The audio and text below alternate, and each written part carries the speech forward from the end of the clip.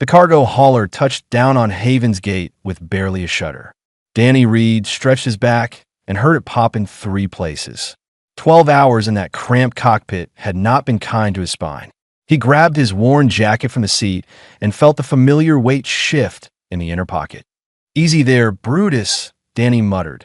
A small black and white head poked out, beady eyes blinking in the cabin light.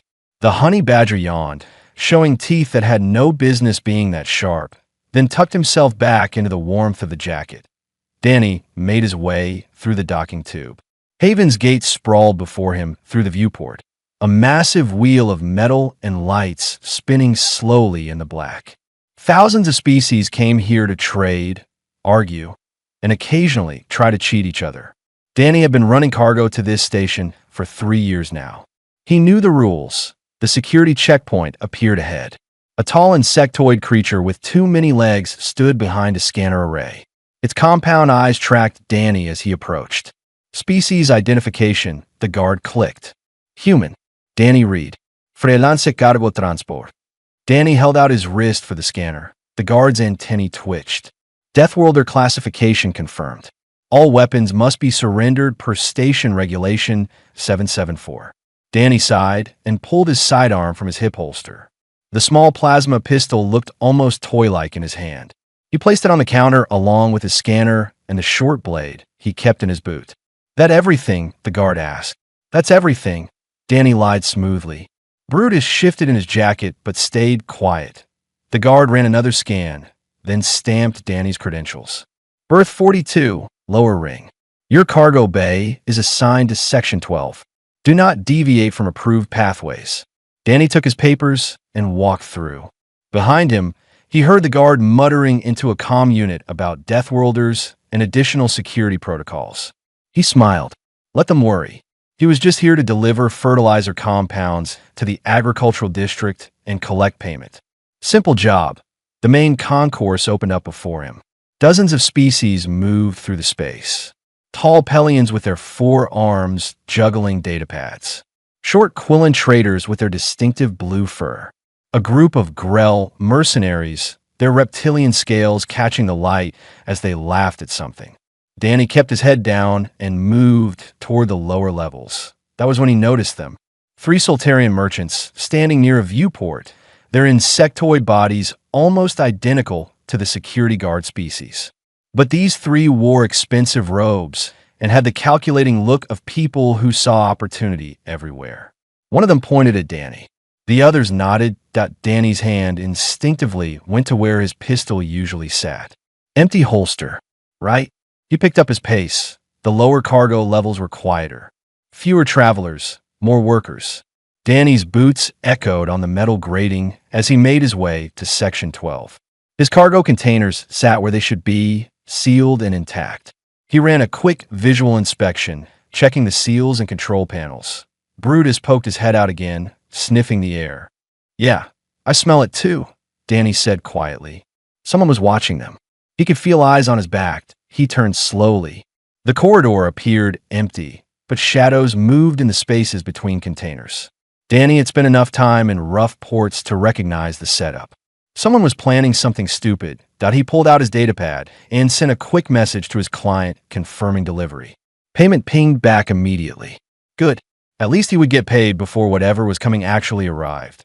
Brutus growled, a low sound that rumbled through Danny's chest. "Not yet, buddy," Danny whispered. "Let's see what they want first." He made his way back toward his assigned berth, taking a slightly different route. The feeling of being followed intensified. Danny counted at least 4 different sets of footsteps, trying to stay quiet behind him. Not security. Security would have just stopped him directly. His berth was a small cube of space with a cot, a tiny bathroom, and a storage locker. Basic but clean. Danny sat on the cot and finally let Brutus out completely. The honey badger stretched, his stocky body extending to nearly 3 feet of muscle and claws. He immediately began investigating every corner of the room. "We've got problems," Danny said, pulling out a protein bar and breaking it in half. Brutus snatched his portion and demolished it in seconds. Those Soltarians from the concourse. They had friends. Big friend from the sound of those footsteps. Brutus looked up at him and made a chattering sound. I know you're not worried. That's why one of us has survived this long with all their original body parts. Danny ate his half of the bar slower. Station rules say no violence in common areas. They'll have to wait until we're somewhere isolated. The honey badger went back to exploring, completely unconcerned about potential ambushes or mercenaries. Danny watched him knock over the trash bin and investigate its contents with scientific precision. Tomorrow we check the cargo one more time, then we leave, Danny said. Easy job, remember? Brutus found something interesting under the cot and dragged it out. An old wrapper from the previous occupant.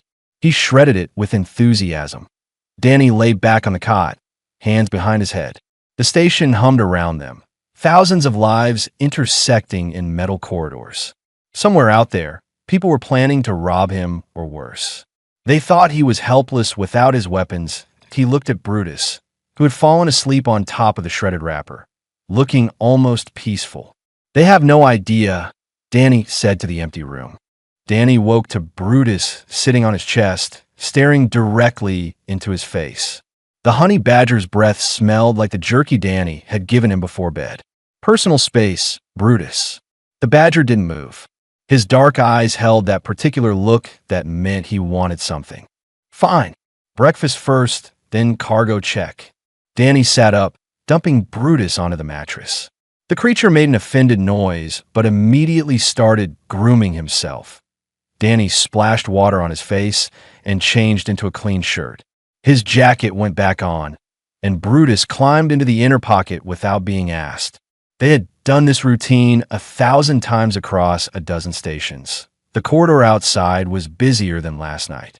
Workers moved equipment, traders argued in clicking languages, and somewhere distant machinery clanged. Danny headed for the cargo section, stopping at a food dispenser for coffee that tasted like motor oil and a nutrient pack that tasted worse. Section 12 was exactly as he had left it. The containers sat sealed and quiet. Danny ran his scanner over each one, verifying the contents matched his manifest. Agricultural compounds, organic fertilizers, some bacterial cultures for soil enhancement. Boring stuff, valuable to farmers, worthless to thieves, which made the ambush even more stupid. Danny sensed them before he saw them. The cargo bay was too quiet. The usual background noise of the station had changed. He set down his coffee and casually moved behind one of his containers. 0.6 figures emerged from between the cargo stacks. Grell mercenaries, just as Danny had suspected. They were big, easily 7 feet tall, with scales that ranged from dark green to muddy brown. Heavy muscles moved under those scales. Each one carried shock batons, illegal on the station but easy enough to smuggle if you knew the right people. The lead Grell had a scar running down his snout. He smiled, showing teeth designed for tearing meat. Human, you're going to give us the access codes to your cargo containers. Danny held up his hands. Those containers have fertilizer. You really want to steal dirt. We know what you're carrying, the Grell growled. The Soltarians paid good money for information. Those bacterial cultures are worth 10,000 credits on the black market. 5,000, maybe, Danny corrected. And that's if you can keep them alive during transport. They need specific temperatures. The Grell stepped closer. The others fanned out, cutting off escape routes. Professional work. They had done this before. Codes. Now, Danny sighed. He really had hoped to avoid this. Look, this is a bad idea. Really bad. You should just walk away. The Grell laughed. It sounded like rocks grinding together. You're unarmed. You're alone. You're in a restricted section where no one can hear you scream. What exactly makes this a bad idea for us? I'm not alone, Danny said quietly, and I was never the one you needed to worry about. The lead Grell raised his shock baton. Last chance, human. Danny reached into his jacket. The Grells tensed, expecting a hidden weapon. Instead, Danny pulled out Brutus. The honey badger dangled from Danny's hands, looking sleepy and confused. He was maybe 2 feet long, stocky, with distinctive black and white markings. His small ears twitched. The Grell stared. Then they started laughing. That's your protection. The leader could barely speak through his amusement. A pet? Some kind of earth rodent. Not a rodent, Danny said. And definitely not a pet. Brutus is family. He set the honey badger on the ground. Brutus looked around, noticed the grells, and his entire demeanor changed. The sleepy confusion vanished. His body went rigid. A low growl started deep in his throat. "What's it gonna do, bite our ankles?" Another grell asked. The leader reached for Danny. Brutus launched himself through the air like a furry missile. He hit the lead grell square in the face. Claws found eye ridges. Teeth sank into the soft scales of the throat. The grell's laugh turned into a scream. He stumbled backward, trying to grab the creature attached to his head. Brutus was already moving. He dropped from the first grell and went straight for the second. This one tried to kick him. Brutus dodged, twisted, and clamped onto the grell's leg. His teeth punched through scales like they were paper. "Get it off! Get it off!" The second grell shook his leg frantically. Brutus held on, growling like a miniature chainsaw. That a third grell swung his shock baton. It connected with Brutus's side. Electricity crackled. The honey badger made a grunt of pain, released his target, and hit the ground. Danny winced. "Oh, you shouldn't have done that." Brutus shook himself. Then he looked at the grell who had shocked him. If honey badgers could smile, Brutus would be grinning. That he charged. The third grell tried to run. Brutus was faster. He caught the mercenary's tail and climbed up his back like a ladder, claws digging into scales. The grell spun in circles, trying to dislodge him. The remaining three grells looked at their companions. One was clutching his bleeding face. Another was checking his mangled leg. The third was running in circles with a honey badger riding his back. "It's just one small creature," the fourth grell said, though he sounded uncertain. "We're trained fighters." Brutus had reached the spinning grell's head. He grabbed both ear holes and started pulling. The grell's scream echoed through the cargo bay. Station alarms began blaring. Red lights flashed. An automated voice announced the detection of unauthorized weapons discharge. The last three grells looked at each other. Professional pride warred with self-preservation. Self-preservation won. They ran. Brutus dropped from his current victim and immediately gave chase, moving faster than something his size had any right to move. "Brutus! Hail!" Danny shouted, running after them. "They're done. Let them go." The honey badger either didn't hear or didn't care. He was in full hunt mode now, and nothing short of direct intervention was going to stop him. Danny chased them down the corridor, listening to screams and the sound of scales scraping on metal. This was going to be so much paperwork. Danny rounded the corner just in time to see two grell mercenaries scramble on top of a cargo container. They pulled themselves up with desperate strength, scales scraping on metal. Below them, Brutus paced back and forth, making sounds that would haunt those mercenaries in their sleep. The honey badger spotted Danny and chittered something that sounded accusatory. "Don't give me that look. You're the one who went after their ears." Security arrived in force. 8 guards in full armor, weapons drawn, surrounding the scene. The one in front was Pelian, her 4 arms holding a scanner, a weapon, and 2 restraint devices simultaneously. Her rank insignia marked her as chief. She looked at the 3 unconscious grells bleeding on the cargo bay floor. She looked at the 2 grells on top of the container, one missing an ear and most of his dignity. She looked at Brutus, who was now sitting calmly at Danny's feet, grooming blood from his claws. "Explain," she said. Danny raised his hands. "They ambushed me, demanded my cargo codes, had illegal shock batons. Your sensors should have picked up the discharge." One of the guards checked a data pad and nodded confirmation to the chief. "The creature?" she asked. "His name is Brutus. He's my companion, registered as such with Earth's Wildlife Transport Authority and cleared through every customs checkpoint I've been through." The chief's eye stalks focused on Brutus. "That animal just took down 5 trained mercenaries." "6, Danny corrected, pointing to the grell with the mangled leg who was trying to crawl away. "And technically, I warned them this was a bad idea." The chief made a gesture. 2 guards moved to secure the injured mercenaries. Another guard approached the cargo container with a ladder, trying to coax the 2 survivors down. They refused to move while Brutus was visible. "That thing is classified as a pet on your documentation," the chief said. "Companion," Danny corrected. "There's a difference. Pets are domesticated. Brutus is wildlife. We just have an understanding. Brutus chose that moment to find something interesting on the floor and began digging at it with single-minded intensity. He looked about as threatening as a stuffed toy. That creature took a direct shock baton hit and kept fighting, the chief said. Danny shrugged. Honey badgers have extremely thick skin and loose connective tissue. Makes them resistant to bites, stings, and apparently electric shocks. Plus, their pain tolerance is off the charts. Why would your species keep such a creature? I didn't keep him. I found him when he was a kid.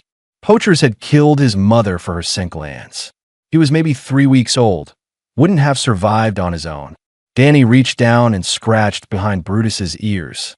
The honey badger leaned into the touch, making a purring sound. Raised him myself. He imprinted on me. We've been together ever since. The chief pulled up something on her datapad. Her eye stalks went rigid as she read. Earth classification for this species includes the terms fearless, aggressive, and has no natural predators due to defensive capabilities. That's all true, Danny agreed. It also says they've been observed fighting lions, hyenas, and venomous snakes. Also true. Brutus once killed a cobra that got into our ship's cargo hold. Ate it for dinner. The chief looked at Danny like he was insane. You share living quarters with this creature? He snores, but yeah. Medical teams were loading the injured grells onto stretchers. The one with the missing ear was crying. The other two on the container still refused to come down. I'm reviewing the security footage now, one of the guards reported. The grells initiated contact. The human warned them multiple times. The creature only attacked after they threatened physical violence. The chief's communication device chirped. She listened for a moment, her expression darkening. We've arrested 3 Soltarian merchants attempting to leave the station. They're confessing to hiring the grells to steal your cargo. Sound about right, Danny said. They were watching me yesterday. You didn't report suspicious activity. On Haven's Gate, I'd be filing reports every 10 minutes. The chief almost smiled. Almost.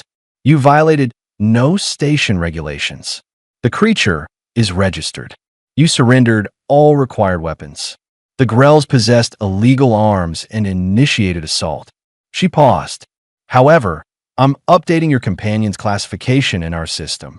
To what? Defensive companion, extreme threat level. Same category we use for Xyrillian war beasts and Kelthran hunting raptors. Danny looked down at Brutus, who had found a piece of wrapper and was shredding it with enthusiasm. He's really not that dangerous if you don't threaten him. Or me. Or food.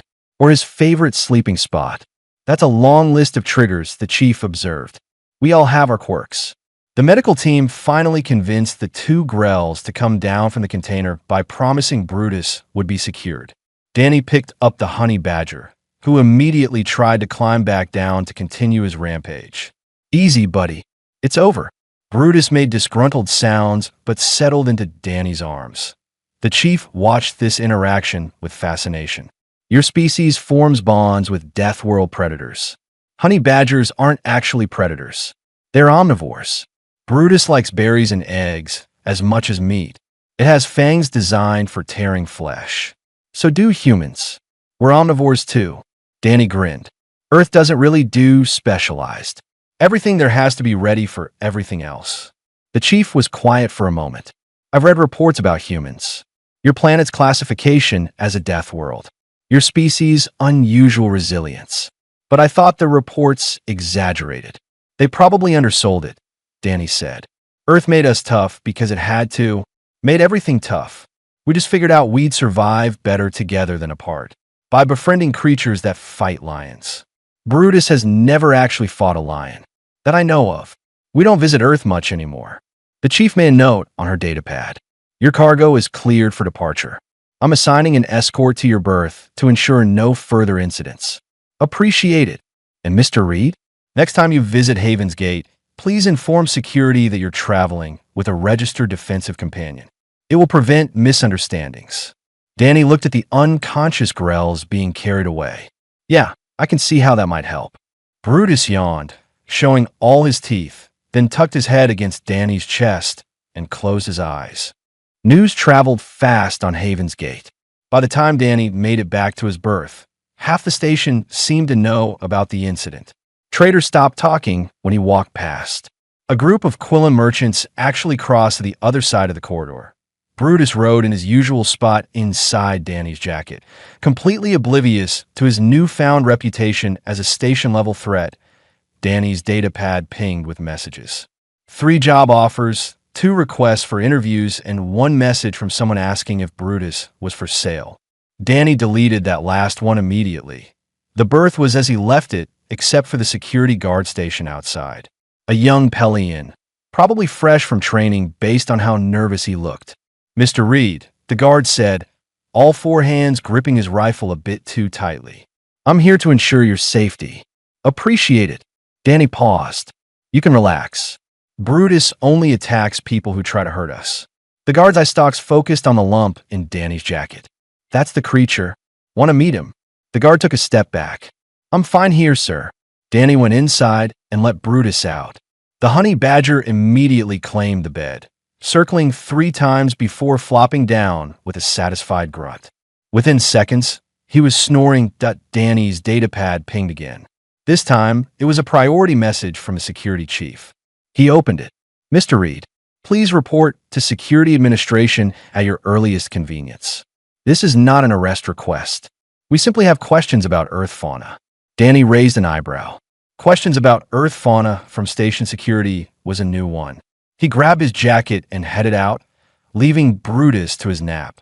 Security Administration was on the upper ring, in a section of the station that Danny rarely visited. The corridors here were cleaner, the lighting better maintained.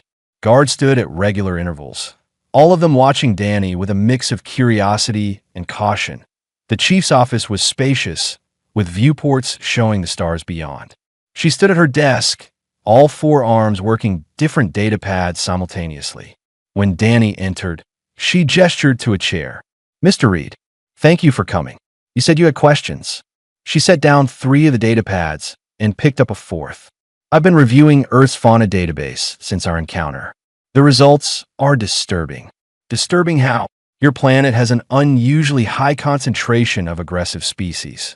According to this data, there are over 1,500 documented species that regularly attack creatures larger than themselves. Another 3,000 species that are venomous or poisonous. And approximately 800 species that humans have successfully domesticated or formed working relationships with." Danny nodded. "Sound about right. How is your species still alive?" The question was so genuine that Danny almost laughed. "Because we learned to work with them instead of against them. Dogs help us hunt and guard our homes. Cats control rodent populations. Horses carry us and pull our equipment. Birds help us navigate and warn us of danger."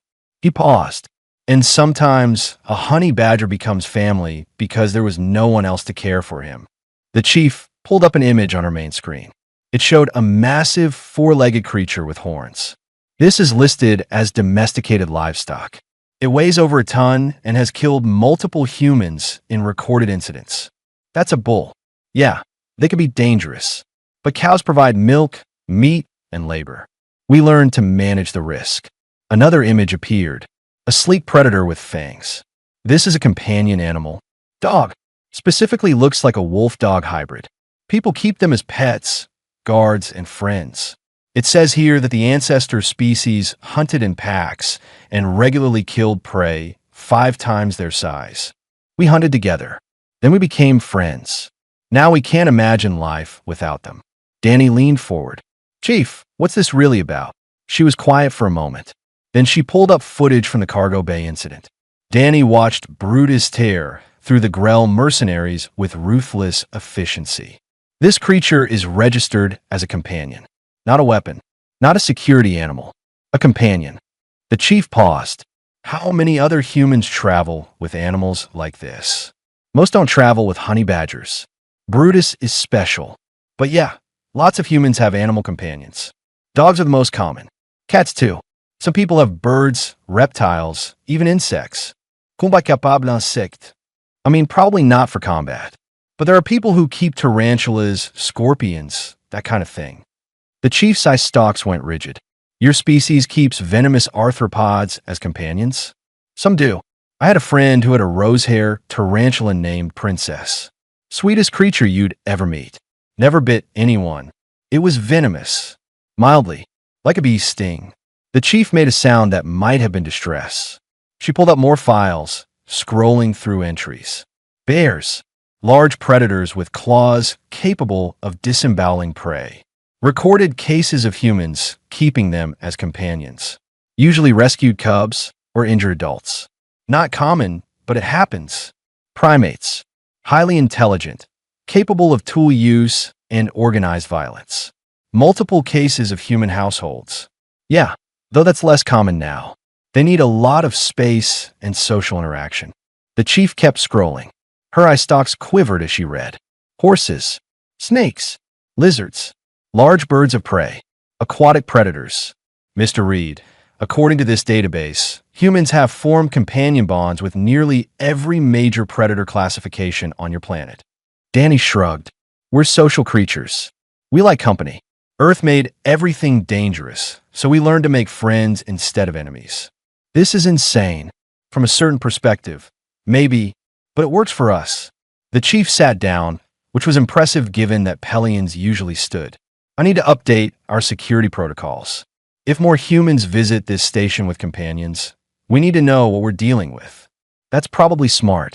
The Grell mercenaries are being treated for multiple lacerations, one severed ear, severe psychological trauma, and what the medical staff is calling prey response syndrome. They're terrified of small, furry creatures now. Brutus has that effect on people. Is he the most dangerous companion animal humans keep? Danny thought about it. No, I'd say dogs can be more dangerous if they're trained for combat. And horses can kill you with one kick. Brutus is just unusually fearless. Fearless. The chief pulled up a specific entry. The database says honey badgers have been observed fighting multiple predators simultaneously, raiding beehives despite thousands of stings, and have one of the highest pain tolerances recorded in mammalian species. That's Brutus. And you sleep in the same room as this creature. He's a good cuddler once you get past the claws. The chief stared at Danny for a long moment. Then she made a notation on her datapad. I'm issuing new guidelines. Any human arriving with animal companions must register them immediately. We'll assess threat levels individually. Fair enough. And Mr. Reed, you're cleared to depart whenever you're ready. But please, for everyone's safety, keep that creature secured until you're off station. Danny stood. He's probably still napping. Brutus sleeps about 16 hours a day. 16 hours? What does he do the other 8? Eats, plays, and occasionally terrifies mercenaries. The chief's communicator chirped. She listened, and her expression shifted to something between horror and fascination. We just got a report. A Vorton crime boss who was operating in the lower levels has suddenly packed up and left the station. No explanation. Okay. His last communication mentioned something about not wanting to risk encountering any more Deathworlder companions. Danny smiled. Word travels fast. Too fast. We're getting inquiries from trade vessels asking if they need special clearance to dock here now that a Deathworlder predator is on station. Brutus will be gone in a few hours. The damage to his reputation is already done. Danny headed for the door. Chief, if it helps, Brutus is actually a pretty chill guy when nobody's trying to rob us. That doesn't help at all, Mr. Reed. The bar on Haven's Gate was called the Void's Edge, and it served drinks from 40 different worlds. Danny sat in a corner booth with Brutus curled up on the seat beside him, working through a bowl of mixed nuts that the bartender had nervously provided. Danny nursed a beer that tasted vaguely like apples and watched the crowd. Everyone was watching him back. Word had definitely spread that a young Quillen approached the table, blue fur bristling with nervousness. She couldn't have been more than 20 in human years, clutching a datapad like a shield. Excuse me, Mr. Reed. That's me. I'm sorry to bother you. My name is Petra. I'm a trader, just started my route 6 months ago. She glanced at Brutus, who was now gnawing on a particularly stubborn walnut. Is it true? About your companion. Depends what you heard. That he fought 6 Grell mercenaries and won. That he took a shock baton hit and kept fighting. That the Grells are still hospitalized. All true. Petra sat down without being invited, her curiosity overcoming her fear. How? He's so small. Brutus looked up at the word small, made an offended sound, and went back to his nuts. Size isn't everything. Brutus is built for fighting. Thick skin, loose connective tissue, powerful jaws, and absolutely no concept of backing down from anything. Danny took a drink. Plus, he's mean when he needs to be. But you keep him as a companion? You trust him with my life. Brutus has saved me more times than I can count. Pirates, wildlife on frontier planets, one time a malfunctioning service bot that went haywire. Danny scratched behind the honey badger's ears. He's family. I don't understand. On my world, we have strict separation between domesticated and wild species. We would never bring a predator into our homes. Earth doesn't really work that way. We've lived alongside predators for our entire history. Eventually, we stopped seeing them as threats and started seeing them as potential partners. Petra pulled up something on her datapad. I've been reading about Earth since the incident. Your planet is classified as a Class 7 death world. The article says that's the highest danger rating. Sounds right. It lists threats including extreme weather, tectonic instability, aggressive flora and fauna, parasitic organisms, and something called Australia. Danny laughed. Yeah, Australia is its own special category. The database says over 70% of Earth species can harm or kill humans. That's probably lowballing it. Petra looked genuinely distressed. How did your species survive? We adapted. We learned. We built tools and communities. And yeah, we made friends with some of the things trying to kill us. Danny gestured at Brutus. My great-grandfather had a dog that saved him from a venomous snake. My grandmother kept cats that protected the grain stores from rats. My dad worked with horses his whole life. But those are domesticated species. Now they are. 10,000 years ago, they were wild. We worked together long enough that we changed each other. Dogs aren't wolves anymore. Cats aren't wildcats. We all became something new together. And honey badgers. Brutus is still wild in a lot of ways. But he chose me as much as I chose him. That's the thing about Earth creatures. They're smart enough to recognize cooperation when it benefits them. Petra was quiet for a moment, processing. I'm trying to understand. Your species looks at a predator and sees a friend. We look at a predator and see potential. Maybe it could be a friend. Maybe it could be a partner. Maybe it could be family. Danny finished his beer. We're all from the same world. We all survive the same challenges.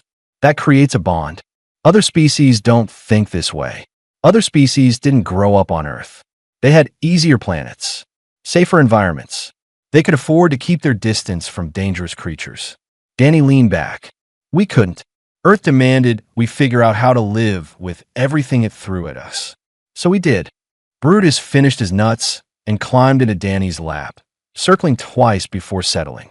He looked about as threatening as a stuffed toy. He looks so peaceful now, Petra observed. He's full and tired. That's when Brutus is happiest. But if someone threatened you, then you'd see why Grell mercenaries are scared of small, furry creatures now. Petra reached out hesitantly. May I? Ask him, not me. She extended her hand slowly. Brutus sniffed it, seemed to decide she was acceptable, and allowed exactly 3 strokes of his head before making a grumbling sound that meant that's enough. Petra pulled back her hand, eyes wide. His fur is so coarse. It's designed to resist bites and claws. Nothing on Earth comes with soft fur unless it's prey. Even the companions, especially the companions. They had to survive, just like we did. Another patron approached the table, then another.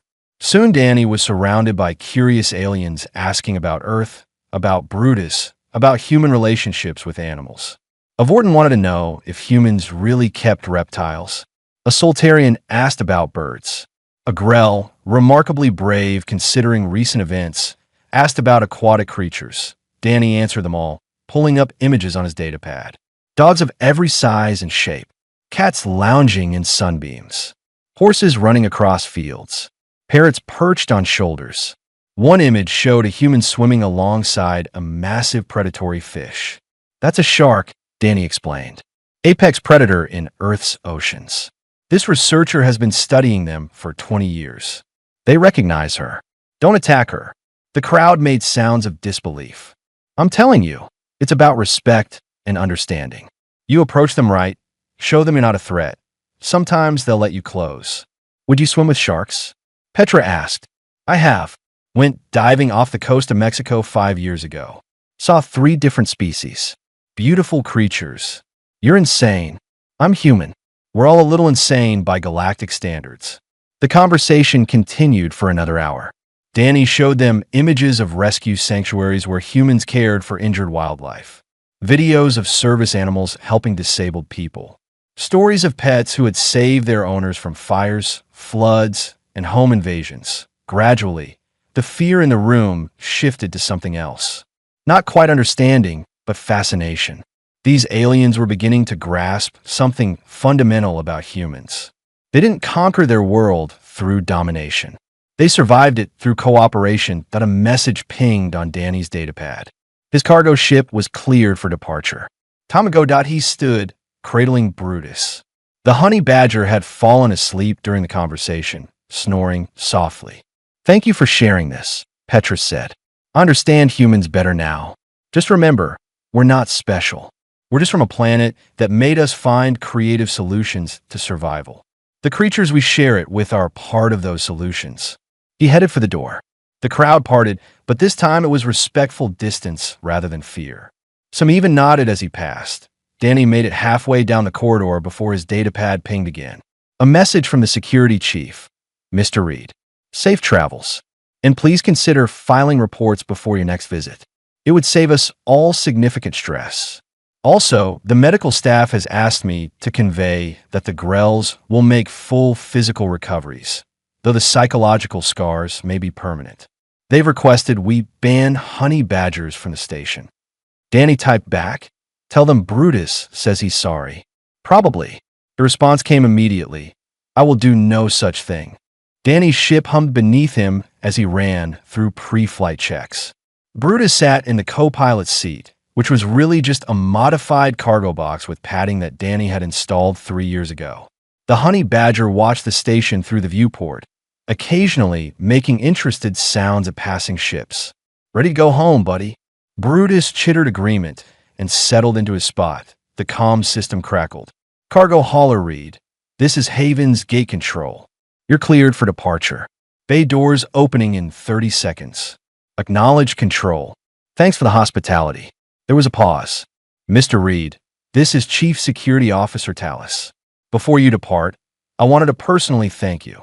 Danny raised an eyebrow. Thank me? For what? For the lesson.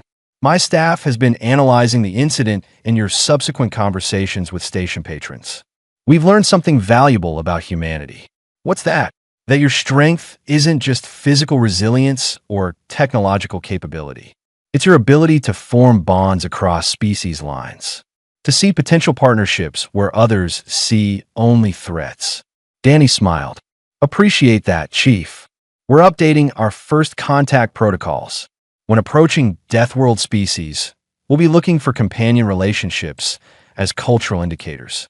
It may help us understand them better. Smart thinking. One question, if I may. You said Brutus chose you as much as you chose him. What did you mean? Danny looked at the honey badger, who had found a stray bolt on the floor and was investigating it thoroughly. When I found Brutus, I could have taken him to a wildlife center. Let professionals handle him. But he was scared and alone, and he latched onto me. Every day after that, he chose to stay. Could have run off 100 times on 100 different planets. He's not domesticated. Nothing's keeping him with me except his own decision. And you trust that decision completely. Because it's not based on training or conditioning.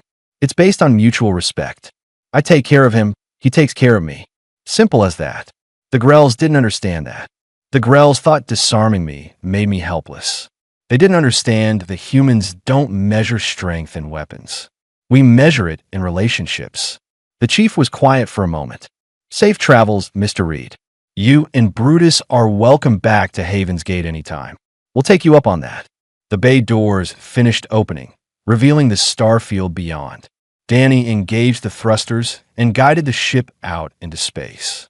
Haven's Gate fell away behind them, a spinning wheel of lights in the darkness. Brutus climbed down from his seat and padded back to the small living quarters. Danny heard him jump onto the bunk and start rearranging the blankets. His datapad showed 3 new job offers, all from stations in the Outer Rim. 2 specifically mentioned that they had heard about the Havens Gate incident and wanted someone who could handle themselves in rough territory. The third was from a wildlife rescue operation asking if Danny would consider transporting rescued animals. He accepted the wildlife job immediately and flagged the other 2 for later review. The comm system pinged with a personal message. Petra, the young Quillen trader. Mr. Reed, thank you for talking with me today. I've been trading for 6 months, and I've been scared the whole time. Scared of pirates, scared of getting cheated, scared of failing. But watching you and Brutus made me realize something. I don't have to be fearless. I just have to find the right partners. I'm looking into getting a companion animal. There's a species on my homeworld, kind of like your dogs. I always thought they were just for farms, but maybe they could be friends too. Thank you for showing me that. Danny smiled and typed back. Good luck, Petra.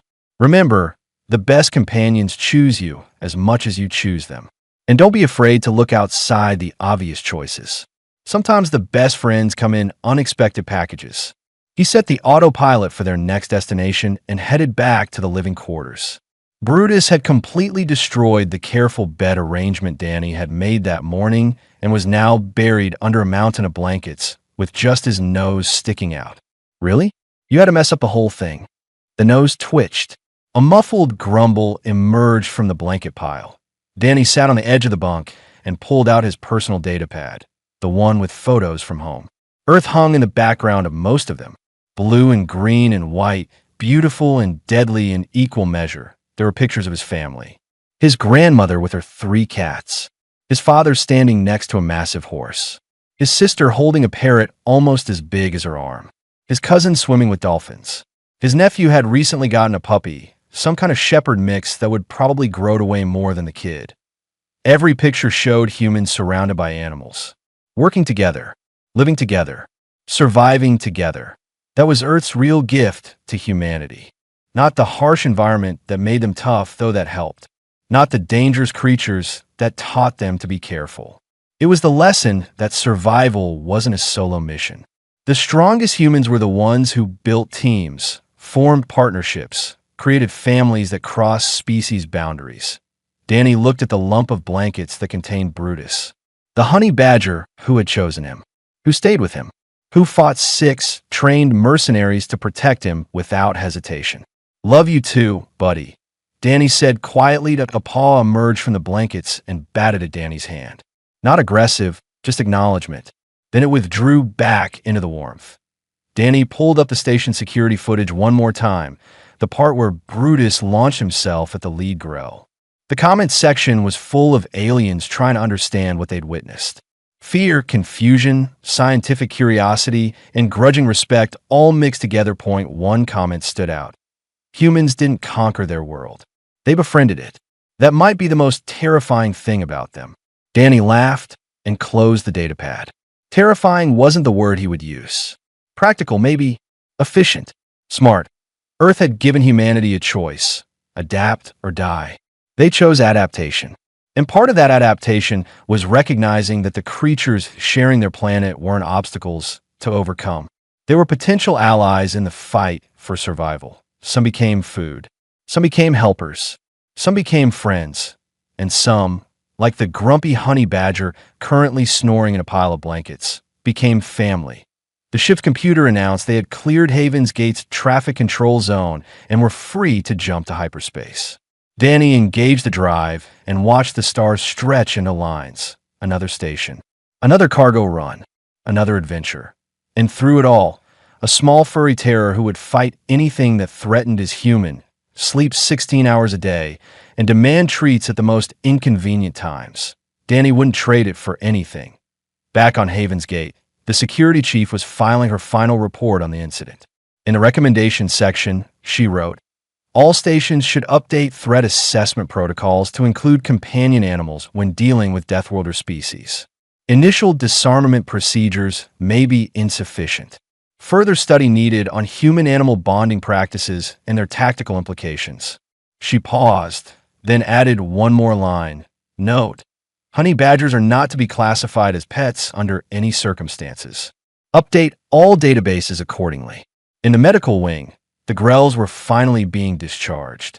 They walked carefully, watching every shadow, flinching at small sounds. One of them had requested a transfer to a freight route that never went near stations with human traffic. The others had simply quit. I in the bar, Petra was showing other traders the images Danny had shared. Conversations about Earth and its creatures continued long into the station's night cycle. Fascination was replacing fear. Curiosity was replacing caution. And somewhere in the black between stars, a cargo hauler flew toward its next destination. Inside, a human and a honey badger slept peacefully, partners in survival, friends by choice, family by bond. Earth's children, carrying their world's greatest lesson with them wherever they went. You don't have to face the universe alone. Sometimes the fiercest protectors come in the smallest packages.